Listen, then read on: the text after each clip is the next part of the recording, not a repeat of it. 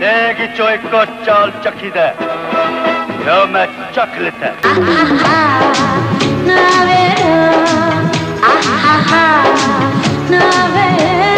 372 पंजाब के स्टेशन थे। वो सर्किट में एक बार नहीं, दो बार नहीं, तीन बार चलती थी एक स्टेशन पे। तो फिल्म के पैसे क्या, फिल्म प्रॉफिट में आ जाती थी। डेढ़ फ्लॉप फिल्म होती थी तो पता चला जी फिल्म ने 10 लाख 15 लाख 20 लाख प्रॉफिट कमा लिया।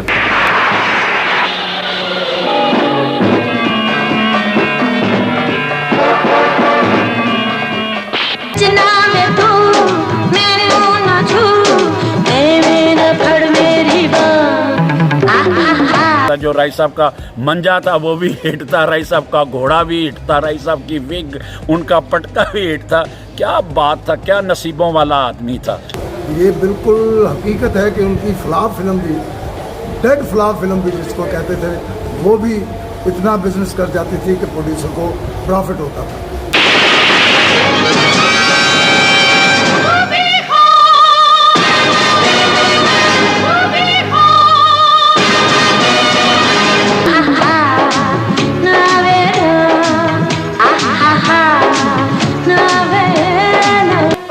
दीदी टोकरिस किने किने डिगड़े एदा फैसला सूबे खान करेगा।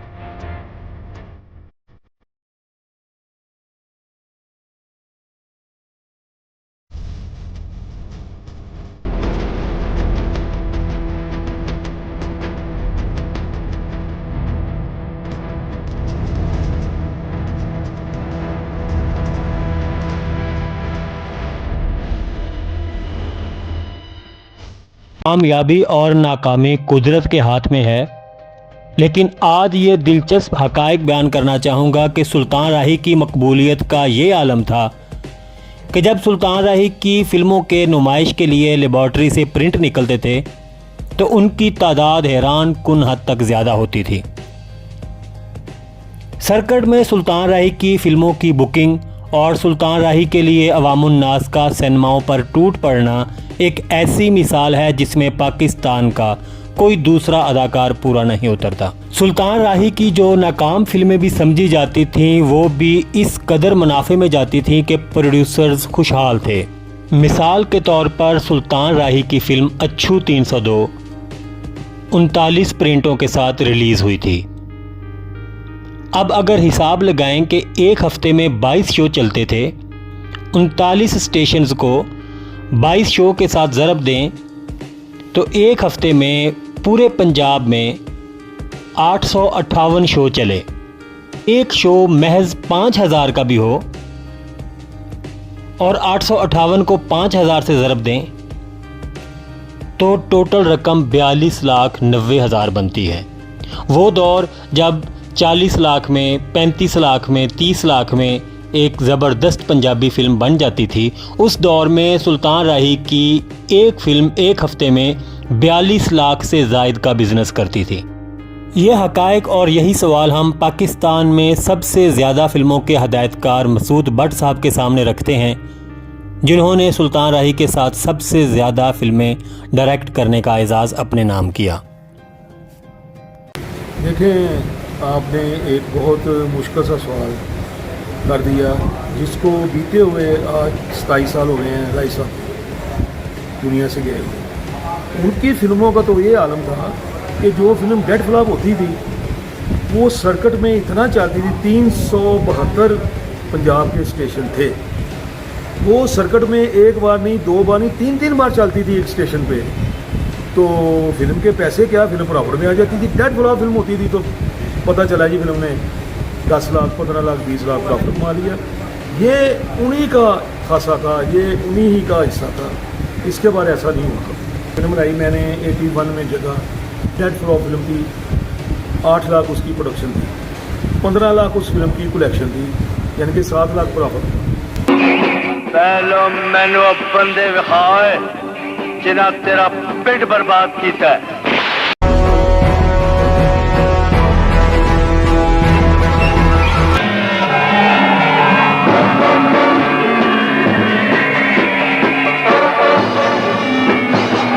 कुछ दसना सी 110 चलिया वा जगह कौन है, ये अपने प्यो को पुछ लवी। एक फिल्म मेरी सूबे खान थी। जनाब तू मैनू ना छू, ऐ मेरा फड़ मेरी बांह, आहा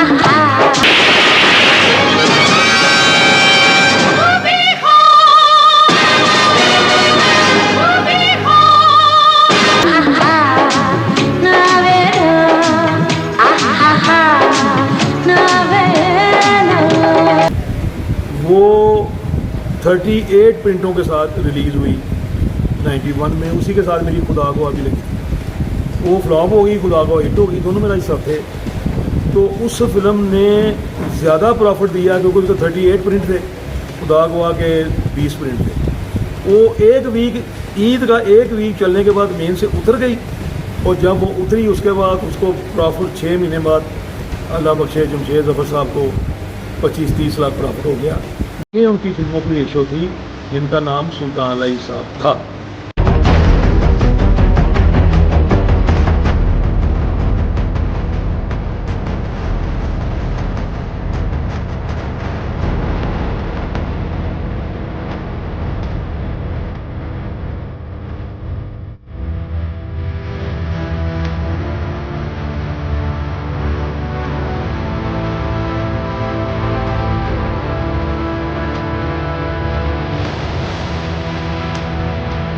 सुल्तान राही के सबसे करीबी साथी, उनके दोस्त, उनके ड्राइवर, उनके मैनेजर, उनकी तमाम चीज़ें मैनेज करने वाले हाजी आसन इस बारे में क्या कहते हैं?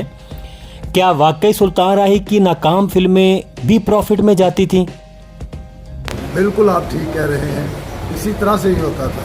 हम तो मतलब मैं शहबाज से भी हिसाब लेता था उनका, सारी फिल्मों का जो भी लगती थी तो सारे उनका हिसाब होता था। फिर प्रोड्यूसर से मिलना, शहबाज ने आकर बताना कि जी इस फिल्म का इतना बिजनेस हो गया। वो फिलहाल ज़रूर होती थी मगर वक्त के लिए, जब वो सर्किट में चलती थी तो वहाँ कामयाब हो जाती थी। इस तरह जो लगा हुआ सरमाया था उससे डबल प्रोड्यूसर को हासिल हो जाता। ये बिल्कुल हकीकत है कि उनकी फ्लॉप फिल्म भी, डेड फ्लॉप फिल्म भी जिसको कहते थे, वो भी इतना बिजनेस कर जाती थी कि प्रोड्यूसर को प्रॉफिट होता था। ये बिल्कुल ठीक है। मैंने राही साहब के साथ 40 साल गुजारे हैं और इसमें उनको ज़रा भी नशेबो फराज में नहीं देखा। वो बुलंदियों पर ही चले गए, बुलंदियों पर चले गए। आहिस्ता आहिस्ता अल्लाह ने उनको इतना अरूज दिया और वो उस अरूज में अरूज के बावजूद उतना ही झुकते चले गए और अल्लाह को याद करते रहे और अल्लाह को खुश करते रहे। इस कंडासे दी तार ते लगा होया 7 नत्तां दियां लत्तां ते लो सूंघ के समझ आए। सुल्तान राही की नाकाम फिल्मों के कामयाब बिजनेस की गवाही तो सुल्तान राही के साथी अदाकार भी देते हैं। 100% सच है। बात ये थी कि उस वक्त जो फिल्म, जैसे आपने नाम लिया सुल्तान राही साहब की, अल्लाह ताला उन्हें गरीक़े रहमत करे, वो लेजेंडरी आर्टिस्ट था, दुनिया की लाइकिंग थी उस वक्त।